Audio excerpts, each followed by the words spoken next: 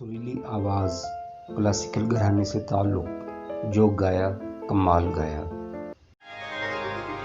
آرزو تھی تجھے گل کے روبرو کرتے۔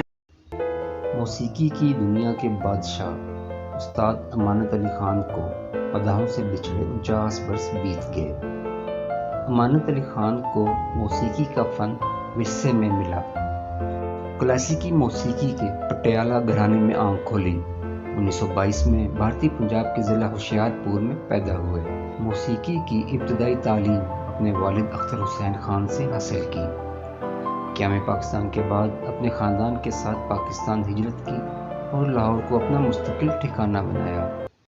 چولہا نہ چمچا تھالی گا رہے ہیں یہی دن رات بجا کر تالی۔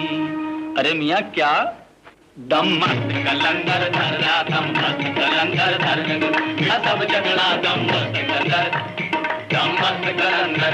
ریڈیو پاکستان سے موسیقی کے سر بکھیرے اور سب سے داد وصول کی۔ اپنے بھائی استاد فتح علی خان کے ساتھ ان کی جوڑی نے خوب مقبولیت حاصل کی۔ اور چن چن کھایوں رے دو نینا مت کھائیو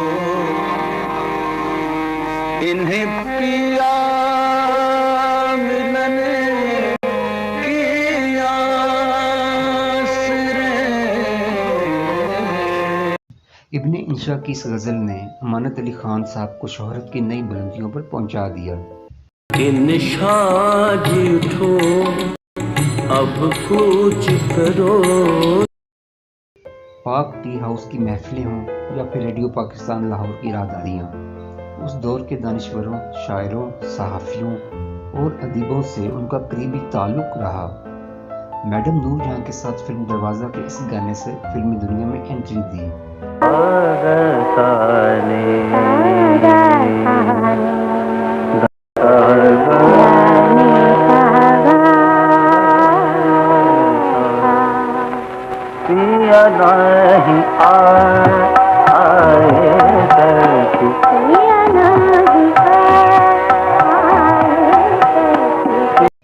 قدرت نے انہیں آواز تو انتہائی خوبصورت دی تھی، مگر اس کے ساتھ ساتھ وہ غزلوں کا انتخاب بھی سوچ سمجھ کر کرتے تھے۔ ہونٹوں پہ کبھی ان کے میرا نام ہی آئے، میرا نام ہی آئے، آئے تو صحیح، آئے تو صحیح برسر الزام ہی آئے۔ یہ دعویٰ بھی کیا جاتا ہے کہ پریاں ان کی موسیقی پر عاشق تھیں، جنات بھی ان کے ساتھ گلوکاری کیا کرتے تھے۔ فنی خدمات پر انہیں حکومت پاکستان کی طرف سے صدارتی ایوارڈ برائے حسن کارکردگی سے نوازا گیا۔ امانت علی خان نے کئی یادگار ملی نغموں کو بھی اپنی آواز دی۔ وطن پیارے وطن پاک وطن پاک وطن۔ فن موسیقی کے بیتاج بادشاہ 17 ستمبر 1974 کو صرف 52 برس کی عمر میں اپنے مداحوں کو داز چھوڑ کر چلے گئے۔ ان کی جدائی کو تقریباً نصف صدی گزر گئی، لیکن اپنے یادگار گیتوں کی بدولت اپنے لاکھوں پرستاروں کے دلوں میں آج بھی زندہ ہیں۔